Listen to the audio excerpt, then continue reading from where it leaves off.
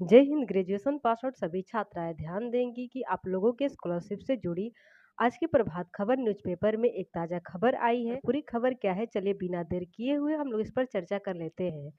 तो आप लोग देख सकते हैं कि इसमें लिखा गया है कि 31 जुलाई तक छात्राओं का डाटा विश्वविद्यालय को भेजेंगे कॉलेज। अब देखिए यहाँ पर हेडिंग डाला गया है कि स्वीकृत विषय और सीट में ही नामांकन को देंगे शपथ पत्र, यानी कि जिस विषय और सीट को सरकार द्वारा मान्यता प्राप्त है केवल उसी का विवरण देना है, बाकी का नहीं देना है। आगे देखिए लिखा गया है कि BRABU ने मुख्यमंत्री कन्या उत्थान योजना के लिए सत्र 2019 से 22 में स्नातक उत्तीर्ण हुई छात्राओं का विवरण जुटाना शुरू किया है।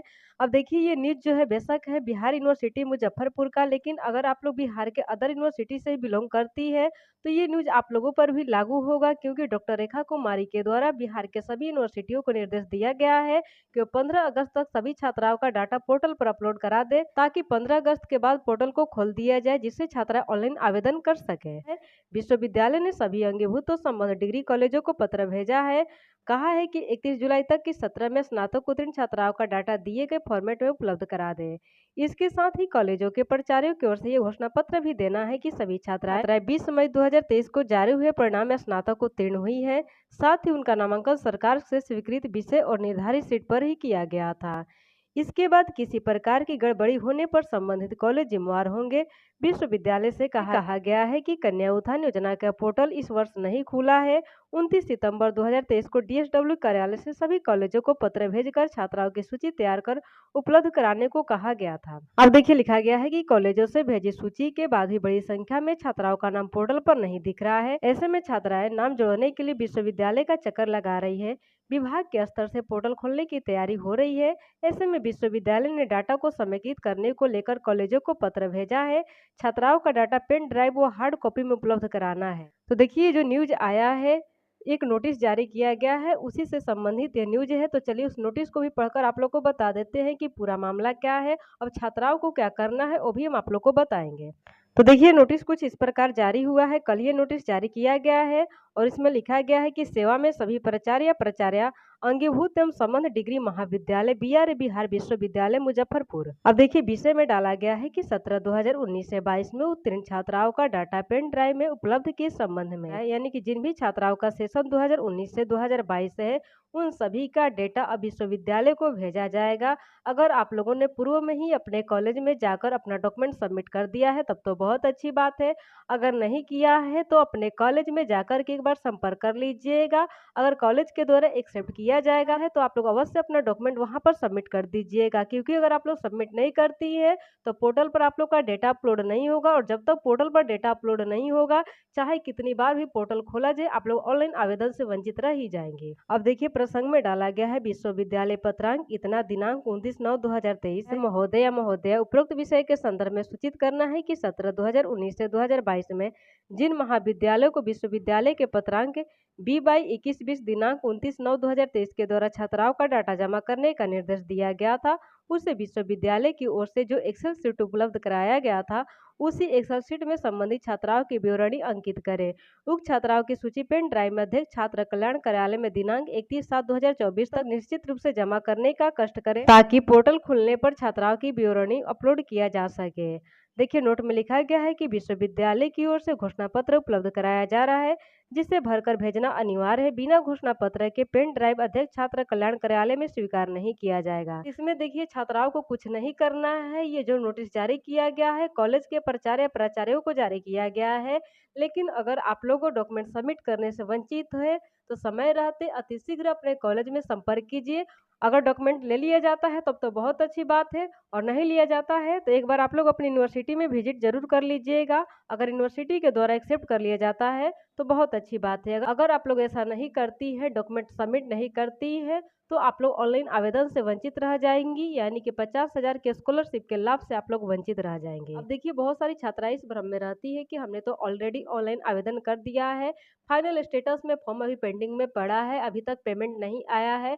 तो क्या हमें भी कहीं डॉक्यूमेंट जमा करना है? खास करके वे सभी छात्राएं जिनका फाइनल स्टेटस में waiting for approval bye university लिख करके शो कर रहा है, वे बार-बार कमेंट करती है कि क्या हमें भी कहीं डॉक्यूमेंट सबमिट करना है? तो जी बिल्कुल नहीं, आप लोग को ऐसा कुछ नहीं करना है। आप लोग को वेट करना है क्योंकि यूनिवर्सिटी में आप लोग का डॉक्यूमेंट ऑलरेडी सबमिट है। यूनिवर्सिटी के पास ऑलरेडी आप सभी का रिकॉर्ड है। यूनिवर्सिटी के द्वारा जैसे ही वेरीफाई कर दिया जाता है, आप लोग के फाइनल स्टेटस में ready for payment subject to availability of funds लिख करके शो कर देगा और उसके बाद इन प्रोसेस शो करेगा और इन प्रोसेस शो होने के 7 दिन के अंदर आप लोग का पेमेंट डन हो जाएगा। तो आप लोग को ज़्यादा परेशान होने की आवश्यकता नहीं है। तो देखिए खास करके वे सभी छात्राएं जो कि न्यू सेशन की हैं और जिनका रिजल्ट पोर्टल पर अपलोड नहीं है, तो वे लोग काफ़ी भ्रमित रहती हैं कि कैसे चेक करना है कि रिजल्ट पोर्टल पर अपलोड है कि नहीं। तो चेक करने का एक सिंपल सा तरीका है, आप लोग इस तरीके को फॉलो करके घर बैठे अपने मोबाइल से चेक कर सकती है।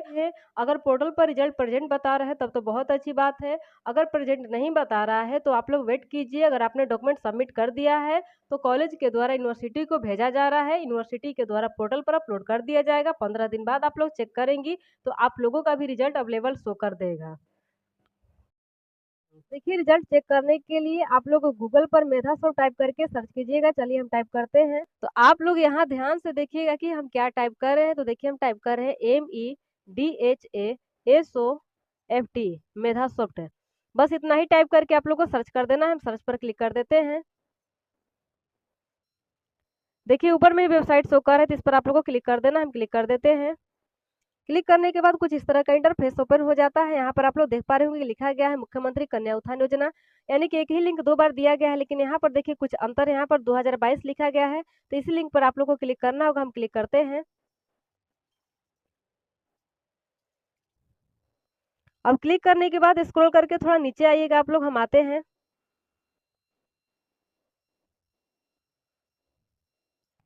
देखिए सबसे लास्ट में जो लिंक दिया गया है, हालांकि यहाँ पर देखिए लिखा गया है कि जिनका रिजल्ट 1/4 से लेकर के 31/3/2023 के बीच में आया है उन लोग की बातें की जा रही है, लेकिन आप लोग भी अपना रिजल्ट चेक करने के लिए इस लिंक पर क्लिक कीजिएगा। चलिए हम क्लिक करते हैं।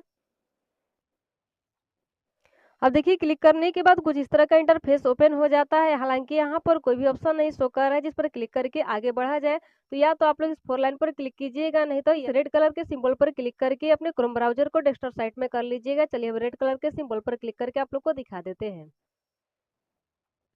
अब देखिए यहाँ पर कई सारे ऑप्शन खुल जाते हैं, तो स्क्रॉल करके थोड़ा नीचे आइएगा और यहाँ पर देखिए लिखा गया है डेस्कटॉप साइट, इस बॉक्स पर टिक कर। अब देखिए यहाँ पर कई सारे आइकन शो कर रहे हैं, लेकिन हमें अपना रिजल्ट चेक करना है। तो यहाँ पर देखिए लिखा गया है रिपोर्ट प्लस, तो इस पर हम क्लिक करेंगे। अब देखिए रिपोर्ट प्लस पर क्लिक करने के बाद भी कई सारे ऑप्शन खुल जाते हैं। तो देखिए नीचे में लिखा गया है लिस्ट ऑफ एलिजिबल स्टूडेंट्स, इस पर आप लोग क्लिक कीजिएगा। हम क्लिक करते हैं। अब देखिए क्लिक करने के बाद कुछ इस तरह का इंटरफेस ओपन हो जाता है। यहाँ पर देखिए अपना यूनिवर्सिटी सिलेक्ट करना है, यहाँ पर रजिस्ट्रेशन नंबर डालना है, यहाँ पर फाइनल ईयर या फाइनल सेमेस्टर का मार्कशीट नंबर सही से दर्ज करना है। चलिए हम दर्ज करके आप लोग को दिखा देते हैं।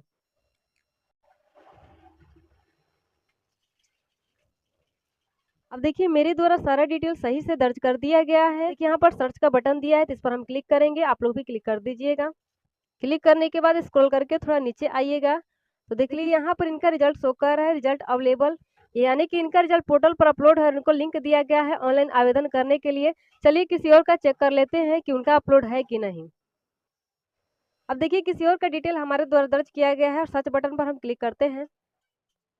देखिए इनका शो कर रहा है रिजल्ट नॉट प्रेजेंट, यानी कि इनका रिजल्ट पोर्टल पर अपलोड नहीं है। इनको अपने कॉलेज में डॉक्यूमेंट सबमिट करना पड़ेगा और पहले से कर दिए तो बहुत अच्छी बात है। तो कॉलेज से डॉक्यूमेंट आपके यूनिवर्सिटी में जाएगा, यूनिवर्सिटी के द्वारा शीघ्र आपके पोर्टल पर अपलोड किया जाएगा। जिनका यहाँ पर रिजल्ट नॉट प्रेजेंट या नो रिकॉर्ड फाउंड शो हो रहा है, उनको ज्यादा परेशान होने की जरूरत नहीं है। और देखिए इन सभी न्यूज़पेपर का कटिंग आप लोग को हमारे टेलीग्राम चैनल पर मिल जाएगा। टेलीग्राम चैनल का लिंक वीडियो के डिस्क्रिप्शन में है, वहां से क्लिक करके आप लोग टेलीग्राम को ज्वाइन कर सकती है और स्कॉलरशिप से जुड़ी पर डे का अपडेट आप लोग पा सकती है टेलीग्राम से भी। तो आज की वीडियो में दोस्तों इतना ही। उम्मीद करते हैं कि इस वीडियो मेरे द्वारा दी गई जानकारी आप लोग को अच्छी लगी होगी। अगर अच्छी लगी है तो वीडियो को लाइक कर दीजिएगा। अगर कोई क्वेश्चन हो, साथ ही आप लोग चैनल पर न्यू हैं तो चैनल को सब्सक्राइब करके बेल आइकन को प्रेस करके जो भी क्वेश्चन करना होगा जाकर के कमेंट बॉक्स में टाइप कर दीजिएगा। मिलते हैं नेक्स्ट वीडियो में, तब तक के लिए जय हिंद। शिक्षा विभाग की ओर से पोर्टल बंद है, पोर्टल खुलते ही छात्राएं आवेदन कर सकती है। उनकी सभी समस्याओं का निदान किया जाएगा। डॉक्टर विनोद कुमार ओझा, परीक्षा नियंत्रक, लना, दरभंगा।